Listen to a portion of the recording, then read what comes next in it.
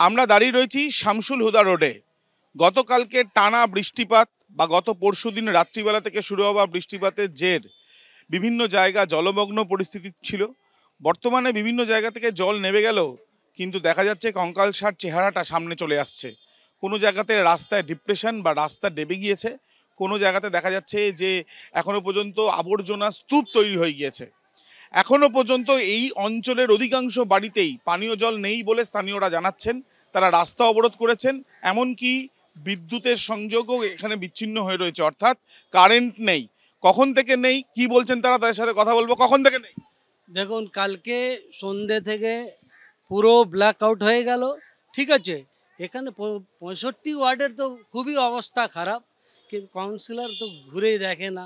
ওনার লোকরা আসে শুধু অন্য অন্য কাজের লেগে আসে, নিজের জনগণের লেগে কোনো কাজের লেগে না। আজকে রাস্তা অবরোধ হয়েছিল, 3-4 ঘন্টা রাস্তা অবরোধ হয়েছিল। জল যাচ্ছে না কেন? এর দায় কে? এর দায় আমি বলবো কর্পোরেশন কিছু কাজই করছে না, শুধু এক একটা প্ল্যান বার করছে। আমি বস্তি বাড়িকে বিল্ডিং বানিয়ে দেবো, প্ল্যান দিয়ে দেবো, আজ পর্যন্ত কোনো প্ল্যান দিচ্ছে না। বিল্ডিং হয়ে চলে যাচ্ছে, ওর নিকাশির কোনো জায়গা নেই, জলের কোনো জায়গা নেই। কোনো খাবার নেই, না এখানে এমএলএ না এখানে কাউন্সিলর।